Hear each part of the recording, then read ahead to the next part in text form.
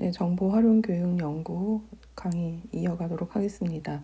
지난 시간부터 이제 우리가 교육 과정 외에도 정보 활용 교육 안에 어떤 내용을 이제 넣어볼 수 있을까를 고민하기 시작을 했는데요. 그래서 이제 AI에 대한 얘기를 먼저 시작을 했습니다. 그래서 이어서 오늘은 AI는 사설을 대체할 수 있을까라는 제목으로 학교 도서관 현장에서 AI를 활용을 할 때 이전과는 어떻게 다른 점을 생각하면서 교육을 해야 될지를 한번 고민해 보도록 하겠습니다. 네, 우선 현실적으로 가장 관련된 것은 이제 검색에 대한 것이죠. 그래서 검색을 어떻게 바라봐야 될 것인가. 그래서 이용 교육에서 이제 학교 도서관에서는 이제 독서 교육을 많이 하시죠. 독서 교육. 그리고 그 외에는 이제 검색 쪽을 아무래도 많이 이제 가르치게 되죠. 물론 이제 우리가 빅6라든가 뭐 여러 가지 ISP라든가 다양한 모형을 활용하고는 있는데 그 안에서 이제 핵심적으로 이런 검색과 관련된 부분들, 이런 부분들의 변화가 AI하고 굉장히 많이 연동이 되는 것 같습니다. 네, 그래서 이제 검색 파트부터 좀 짚어봐야 될 것 같은데요. 우선 전통적인 검색 우리가 잘 알고는 있지만 전통적인 검색이 사실 어떤 특성을 가지고 있는지를 한번 확인을 해볼 필요는 있을 것 같아요. 그래서 전통적인 검색이라는 거는요, 키워드 검색이죠. 그래서 아직도 사실은 모든 검색은 키워드 검색으로 진행을 하고 있습니다. 그래서 검색 그러면 사실은 용어에 대한 매칭이다라는 것이 검색의 가장 중요한 특징이라고 볼 수가 있습니다. 그래서 잘 아시다시피 이제 우리가 구글링을 한다라고 얘기하는 이제 구글의 사용이 있고요. 그 다음에 여기 제시된 것과 같은 뭐 리스트라든가 또 이제 학교 도서관을 이용하는 도서관 목록이라든가 네, 이런 것들이 이제 검색을 할 수 있는 검색의 소스가 되고 있고 뭐 검색의 수단이 되고 있고 검색의 채널이 되고 있다고 얘기하는 것들이죠.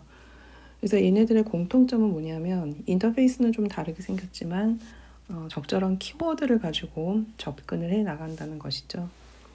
그리고 이런 것을 통해서 검색을 하고 나면 그 다음에는 검색 결과는 디폴트 값이 요즘에는 이제 관련성 순으로 진행이 됩니다. 그래서 적합성이라고 하기도 하고 뭐 정확도 순이라고 얘기를 하기도 하고 어쨌든 키워드 매칭에 있어서 가장 관련도가 높다라는 것을 기준으로 해서 관계를 이제 정렬을 해주게 되죠. 물론 이제 그 다음에 하는 것이 뭐 최신순이라 그래서 이제 재정렬을 가능하게 하고는 있습니다. 자, 그래서 이제 키워드 검색을 하고 나게 되면은 결국 우리의 어떤 판단의 기준이 되는 거는 이용자의 몫이라고 할 수가 있습니다. 이용자가 보고 이거 나한테 적합하다, 적합하지 않다라고 해서 이용을 하게 됩니다. 네.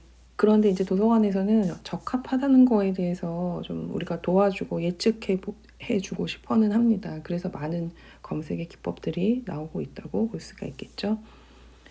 자, 그리고 또 특징이 뭐가 있느냐면 검색된 정보량이 굉장히 많다는 특징을 가지고 있습니다. 특히 이제 구글 같은 경우, 뭐 우리나라로 따지면 네이버 같은 경우 이런 데서 검색을 하게 되면 양이 엄청나게 많은 편이에요. 그래서 우리한테 굉장히 풍부한 정보를 준다는 일단 장점이 있습니다.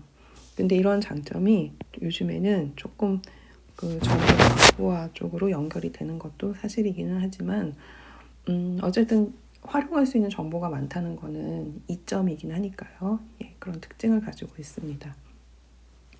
그리고 지금 옆에 보시는 것과 같이 구글이라든가 또 우리 학교 학술정보관이나 리스와 같은 곳에서 정보를 얻게 되면 출처가 굉장히 명확하죠. 네, 출처가 명확하다는 것이 이런 전통적인 검색의 어떤 또 하나의 특징이라고 볼 수도 있습니다. 그리고 검색 전략을 수립해서 접근을 할 수가 있죠. 그래서 가장 대표적인 검색 전략이 and, or와 that 하는 불리한 연산을 사용하는 것이죠. 그래서 이것을 통해서 검색의 양을 줄이기도 하고 또 검색의 뭐 포괄성이라든가 검색의 뭐 특정성이라든가 이런 것들도 조정해 나갈 수가 있습니다. 그렇게 우리가 검색을 통제를 할 수가 있게 되고요. 또 그러다 보니까 검색 전략을 수립할 수 있는 가능성은 있지만요. 또 이런 불리한 연산이라든가 또 기타 전략적인 것들을 좀 이해하고 또 그걸 기술적으로 습득을 해야 되는 그런 필요성은 또한 가지고 있다고 볼 수가 있겠죠. 자, 이것이 이제 전통적인 검색의 모습이라고 볼 수가 있습니다. 자, 근데 우리가 이제 AI가 도입이 되어 버렸어요. 그래서 이제 특히 여기서 얘기하는 거는 이제 생성형 AI죠. 네, 생성형 AI가 주는 어떤 검색의 특징을 한번 살펴보게 되면은요. 당연히 자연어 기반으로 접근을 하고 있습니다.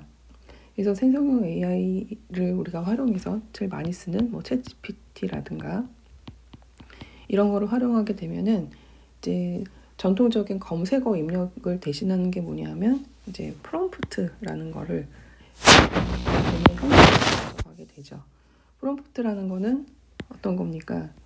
그냥 줄줄줄줄줄줄 막 얘기를 하는 거잖아요. 네. 그러니까 이건 당연히 언어에 대한 통제감이 없어요. 언어에 대한 통제감이 없기 때문에 당연히 자연어를 쓰는 검색이라고 할 수가 있겠습니다. 그래서 아마 많이 쓰는 거는 이제 챗 GPT인데 이제 요즘에 사람들이 생성형 AI를 막 비교를 해요. 챗 GPT는 어떻고, 제미나이는 어떻고, 그리고 또 클로드라는 게 있습니다. 클로드는 어떻고, 이렇게 막 비교를 굉장히 많이 하고요. 다 나열할 수 없을 만큼의 많은 생성형 AI들이 나오고 있는데, 근데 이제 그거를 또 좀 재미있게 GPT는 어떻고, 뭐는 어떻고 막 비교를 하는 사람들도 있기는 하더라고요. 네. 근데 어쨌든 공통됐다는 거는요. 그냥 내가 하고 싶은 말을 한다. 내가 알고 싶은 얘기를 계속 질문의 형식으로 이어가고 있다. 이런 특징이 검색에 있어서 특징이라고 볼 수가 있을 것 같아요.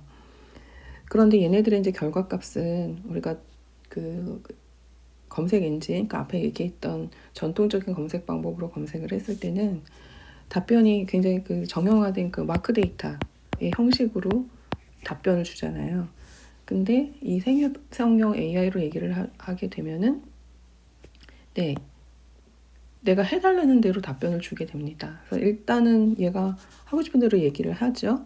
근데 프롬프트를 잘 생성하는 사람은 자신의 그 목적이라든가 나는 지금 레포트를 쓰고 있어, 연구를 하고 있어 라든가 자기 어떤 정체성, 나는 학생이야, 나는 교수야, 나는 뭐 회사원이야 이런 거, 그런 것들을 다 제대로 막 주게 되면은 거기에 알맞는 구조화된 정보들을 제시해주고 있습니다. 이게 굉장히 우리한테는 메리트가 되고 있는 거죠. 현재까지는.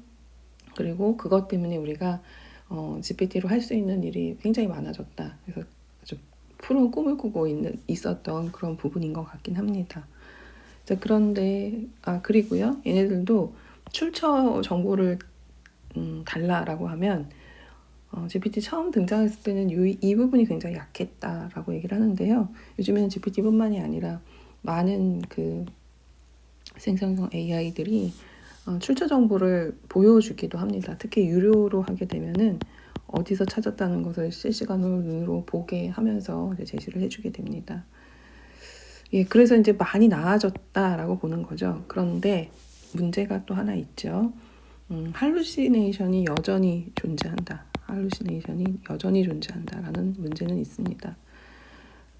근데 이거는 이제 또 할루시네이션을 피해가는 프롬프트를 쓰게 만들기는 하죠. 근데 요거 때문에요. 제가 강의 시간에도 말씀드렸던 것 같은데 이거를 막 레퍼런스까지 보고서를 쓸 건데 거기다가 레퍼런스 카테고리까지 만들어줘 라고 얘기를 했을 때 레퍼런스까지 만들어줘 라고 했을 때 정말 뭐 API나 뭐 MLN이나 이런 거를 가지고요. 레퍼런스 정리를 막 해주거든요. 근데 거기 10중 8구 틀려요. 한 80%는 저는 틀리다고 봅니다. 그리고 그 중에 50%는 없는 자료이기도 해요. 근데 그런 문제가 정보의 신뢰성에 대한 문제가 되게 크게 다가오고 있습니다. 그리고 마찬가지 왜곡될 가능성도 있습니다. 그래서 이런 왜곡 가능성 때문에 어떤 분야의 내용을 조금 잘 알고 있는 사람은 잘 쓸 수 있어요. 보완책 역할을 하거나 어떤 구조를 잡는 데 쓸 수가 있는데 그렇지 않은 경우에는 전혀 다른 행동을 하고 잘한 것처럼 그렇게 또 스스로가 또 착시를 만들기도 하고 그런 문제점은 있습니다.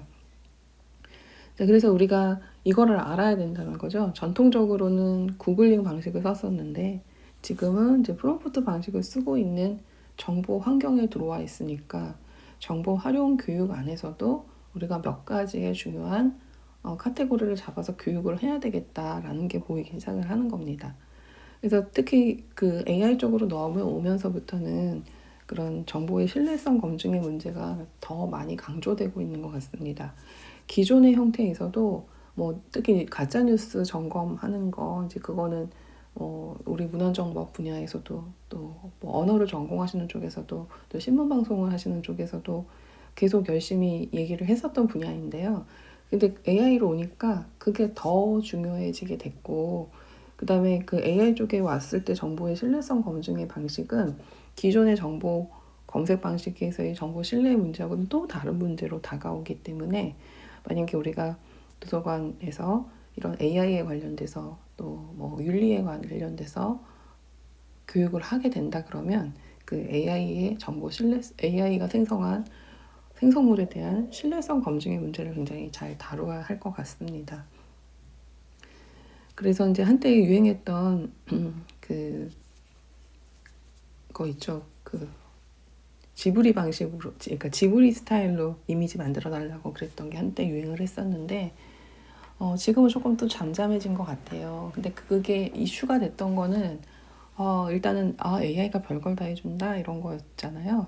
근데 그 다음 단계로 나갔을 때는 우리가 그럼 저작권은? 이라는 생각을 하게 돼요. 근데 사실 저작권 전공하시는 교수님들께서도 아직 모르겠대요.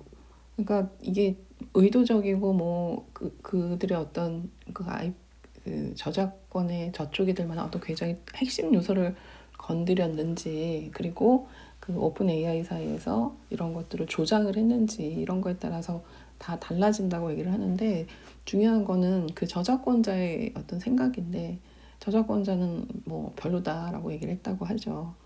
근데 그거만 가지고도 또 제재를 취하기는 어려운 거는요. 뭐 더 자세히 보면 또 지브리 스타일이라고 말을 하지만 또 그게 아닐 수도 있지 않냐? 뭐 오바 아니냐? 이럴 수도 있으니까 굉장히 민감한 문제인 것 같습니다. 예, 그래서 우리가 좀 여기서 눈여겨볼 것은 이런 프롬프트 작성이라든가 정보의 신뢰성 검증의 문제라든가 이런 게 정보 활용 교육에 좀 많이 반영이 돼야 되는 교육 파트인 것 같습니다. 자, 그래서 요거는요, 이제 도서관에서 좀 관심 있게 볼 수 있는 AI 몇 가지를 지금 소개를 하고 있는데요. 근데 계속 나오니까요. 얘네들이 뭐 또 대표적인 거다라고 보기는 좀 또 어렵기는 해요. 근데 일단은 좀 소개를 하자면 퍼플렉시티 AI라고 그래서 이게 얘도 굉장히 초기 단계에 나왔던 거예요. GPT만큼 초기 단계에 나왔었던 건데요. 이거는 제가 알기로는 SKT에서 그 유료 버전을 이 통신 이용자들한테 아마 서비스를 했다고 들었습니다. 그래서 이제 많이들 알려지고 이제 확산이 되었는데요. 그래서 이거는 좀 학술적으로는 완벽하게 뭐 대단하다고 볼 수는 없는데 그래도 학술적인 프롬프트에 조금 대응을 하는데 나쁘지 않은 정도라고 많이들 평가하고 있습니다. 그래서 이제 여기 특징 같은 거 보면요, 뭐 당연히 답변 요약하는 거고요, 출처 제공을 하고, 근데 여기서 이제 실시간 정보를 검색을 해서 요약을 해주고 출처 정보를 명시를 하는데 그 신뢰성 부분을 많이 신경 썼다고 얘기를 하긴 합니다. 그리고 이 멀티모달 기능이라 그래서 뭐 다양한 형태의 것들을 받아들여서 활용을 하는 거를 얘기를 하는데요. 데이터 분석이나 뭐 시각 자료 이런 것들, 시각 자료 또 뭐 여러 가지 감정적인 것들을 다루는 이런 작업에도 모두 활용이 된다고 합니다. 이게 이제 초기 단계에서는 그 언어 처리가 되게 문제였었죠. 언어 처리가. 그래서 초기 단계에 뭐 GPT 같은 거 쓰는 사람들한테 한국어보다는 네, 영어를 써라. 그게 얘네들이 훨씬 더 잘 알아듣는 것 같다. 이런 말을 했었어요. 예, 그런데 지금의 GPT는 한국어 잘 인식을 하고 있거든요. 근데 퍼플렉시티도 처음에 나왔을 때 역시 똑같은 문제가 있었는데 이것도 지금 개선이 당연히 조금씩은 되고 있다고 보고 있습니다. 자, 뭐 대화 기록 유지가는 뭐 이런 거는 이게 뭐 그냥 AI의 기술적인 특징들이니까 이건 이제 우리가 뭐 그렇게 교육에 활용할 그런 내용은 아닌 것 같습니다.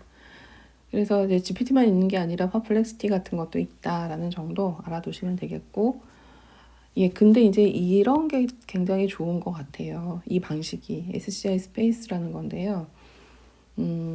이거는 대놓고 학습입니다. 그래서 여기서 우리 잘 아시는 그 사이언스 사이테이션 인덱스를 연상케 하는 그 SCI라는 그 타이틀을 사용을 했죠. 그래서 이거는 전형적으로 학술 연구에 쓰는 거예요. 학술 연구. 그리고 그래서 논문 추천 기능도 있고요. 그리고 인사이트도 줍니다. 논문을 읽고 나면 그 논문이 어떤 것이냐를 인사이트를 주게 돼 있어요. 그리고 당연히 요약이나 결과 추출해주고 인용 관리 기능이 있고, 그래서 그 타이틀이란 그런 서지 사항들 있잖아요. 그거를 쉽게 이렇게 반출할 수 있게 되어 있다. 그 얘기고요. 그 다음에 질문을 계속 이어갈 수 있도록 도움을 줍니다. 자, 그러니까 SCI 스페이스는 어떤 식으로 진행이 되느냐면, 일단 제가 질문을 합니다. 질문을 해요. 그래서 인포메이션 리터러시에 대한 교육적 뭐 이론을 좀 정리를 하고 싶다. 제가 이렇게 질문을 하게 되면은 얘는 뭘 검색하느냐면, 우리가 그 검색의 대상이 되게 중요하잖아요. 그래서 SCI 스페이스에서의 대상은 OA 저널입니다. 자, OA 저널을 선택한 것은 이게 누구나 다 이용할 수 있는 게 OA 저널이잖아요. 그러면 기존에 있는 그 값비싼 학술 DB들, 비싼 고가의 DB들, 이런 DB들을 접근할 수가 없지만 그래도 나름대로 오픈된 것 중에서는 퀄리티가 꽤 높은 그런 것들을 조금은 취할 수 있다라는 것이 되게 특징이에요. 왜냐하면 OA가 지금 학술 쪽에서는 어떤 큰 움직임이거든요. 학술적인 운동이거든요. 왜 우리의 좋은 연구가 어느 집단이나 어느 뭐 학회나 어떤 회사에 귀속되지 않고 우리만의 독자적으로 우리가 연구를 해서 사람들한테 알려서 기여를 하고 싶었던 그런 목적에 도달할 수 있는 저널이라는 생각, 그런 아티클이라는 생각들을 가지고 있는 거예요. 그래서 오픈을 하는 거거든요. 그러니까 후져서 싸서 오픈을 하는 게 아니라 학술적인 기여를 하겠다라고 하는 굉장히 건설적인 운동에 의해서 시작이 된 거기 때문에 여기에 질적으로 괜찮은 게 많이 들어가 있다는 얘기예요. 물론 고가의 DB만은 못하지만 그래도 우리가 어떤 연구의 흐름을 알고 하기에는 충분한 저널들이 들어가 있다는 거예요. 그래서 요거를 베이스로 하는 거죠. 요거를 베이스로 해가지고 이런 질문에 답할 수 있는 그 문헌들을 검색을 해주게 됩니다. 예, 그러니까 GPT나 뭐 퍼플렉시티나 이런 것들은 어떤 요구를 하면 그 요구에 맞는 거를 요구에 맞는 형태들을 제공을 했다고 얘기를 한다면, 이 SJ 스페이스 같은 경우에는 그 결과값 자체가 문헌의 리스트입니다. 그 서지 사항이 쫙 뜨는 거예요. 도서관을 검색했을 때 나오는 것처럼 쫙 뜨는데 그거를 이제 간단하게 먼저 읽어줘요. 읽어서 요약을 해주는 겁니다. 요약을 해주고, 제가 이런 질문을 했잖아요. 난 뭐뭐뭐뭐 연구를 하고 있다라고 질문했잖아요. 그러니까 이 질문에 맞는 어떤 인사이트를 주는 거예요. 그러니까 이 논문은 당신이 읽으면 당신 연구에 이렇게 작용할 수가 있겠다라고 하는 그런 인사이트를 제공을 합니다. 그래서 이게 연구하는 데는 SCI 스페이스라는 게 굉장히 좋게 작용을 할 수가 있습니다. 실제 우리 그 실습은 지금 비대면으로 하기 힘드니까요. 이건 다음 시간에 같이 한번 해보도록 하겠습니다. 그래서 저도 이거 써봤는데요. 좀 의심의 여지가 없는 거잖아요. 검색 결과가 전부 다 정확하게 OA 저널 소스가 있게 되니까 GPT나 뭐 여러 가지 할루시네이션을 갖는 것들에 비해서는 훨씬 더 이 도서관 환경에서 기존에 있었던 도서관의 학술 DB 검색을 대체할 수 있는 도구로서는 상당히 좋다라는 그런 느낌을 받았습니다. 그래서 이거 다음 시간에 같이 한번 해보도록 할게요. 네, 그 다음에 이제 클로드라는 게 있는데요. 이제 클로드는 그 말하자면 GPT 계열이에요. 이거는 GPT나 제미나이나 이쪽 계통인데요. 근데 이제 우리가 사람들마다 글 쓰는 그 텍스트 쓰는 방법 같은 게 있잖아요. 네. 그러니까 사람마다 가지고 있는 쪼라 그러나 그런 게 있잖아요. 이제 그런 걸로 비교하자면 GPT하고 이제 클로드하고 비교를 하면 클로드 쪽이 조금 더 네, 학구적인 표현을 쓰는 것 같습니다. 네. 그래서 우리가 클로드에 대한 평가에서는요, 이런 얘기를 많이 해요. 사고 과정이 많이 처리되어 있는 것 같다. 학술적 활용도가 높은 것 같다. 그 다음에 텍스트가 좀 길게 잘 처리되는 것 같다.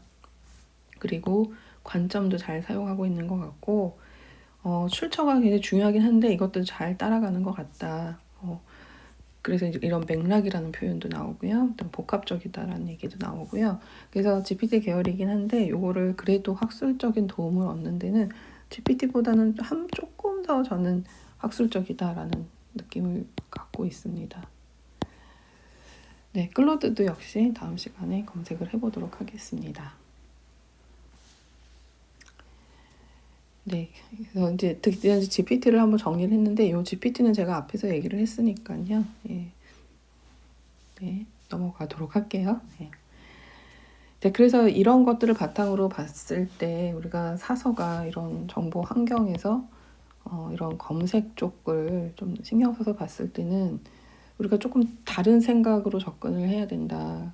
그래서 우리가 교육을 할 때도 학생들한테 어떻게 교육을 해야 되는가 말씀드린 대로 뭐 생성형 AI의 프롬프트라든가 정보의 신뢰성이라든가 이런 거를 교육을 하기는 하는데 그거 외에도 우리가 또 만약에 그러니까 협력 수업에 팀 티칭을 하는 교수자 입장에서 됐을 때 그럼 우리는 여전히 프롬프트를 작성을 잘했느냐, 정보 신뢰성은 어떻게 얘가 정보의 그 진위를 가리는 거 얘가 얼마나 잘하나 뭐 그런 것들을 이제 평가를 하는 입장으로 우리가 가야 되는 거잖아요. 예.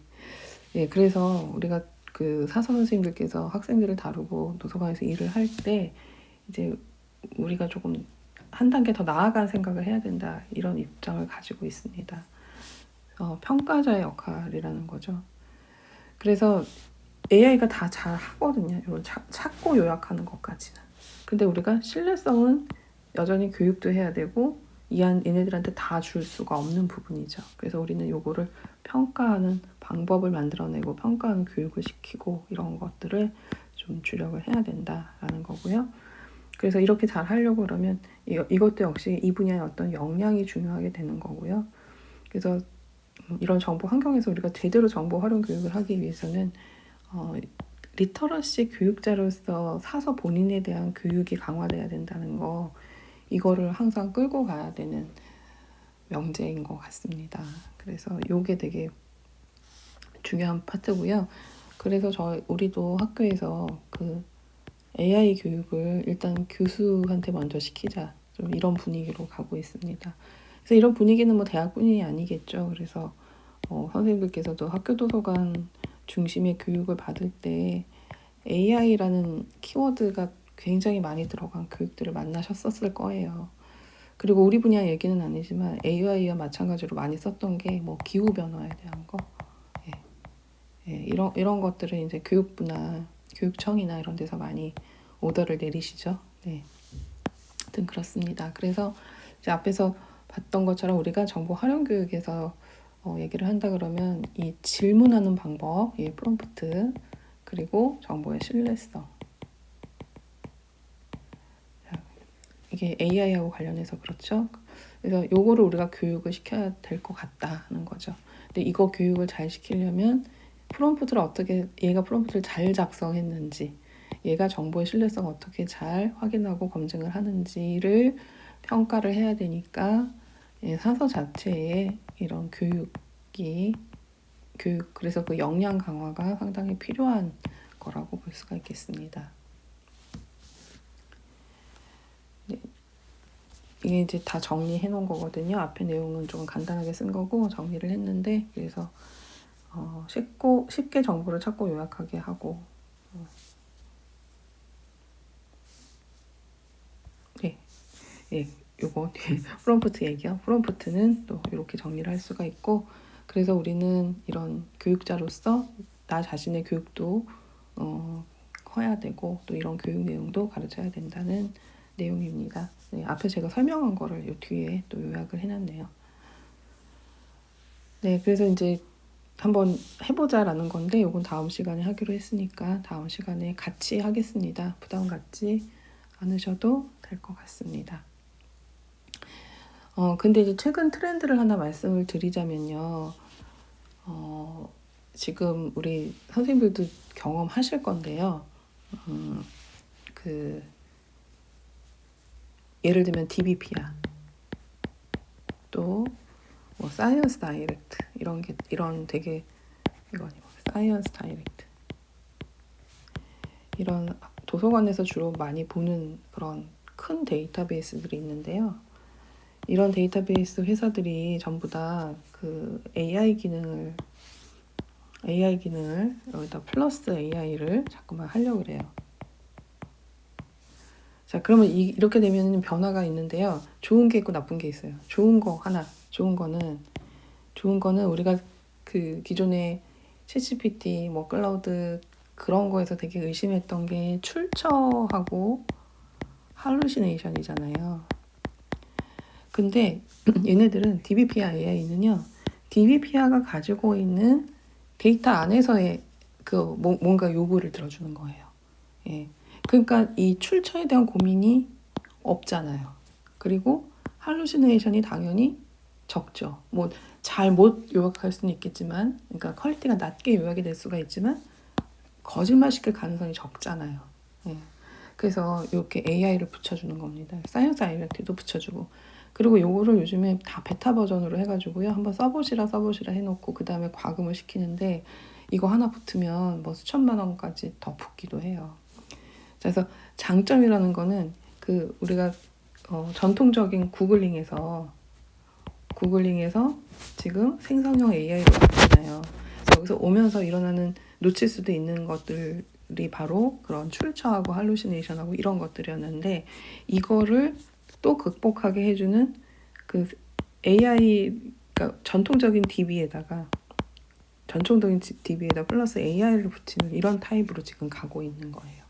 그래서 장점이고 단점은 뭐겠어요? 단점은 말씀드렸지만 너무나 고가입니다. 너무나 고가예요. 이게 단점이고요.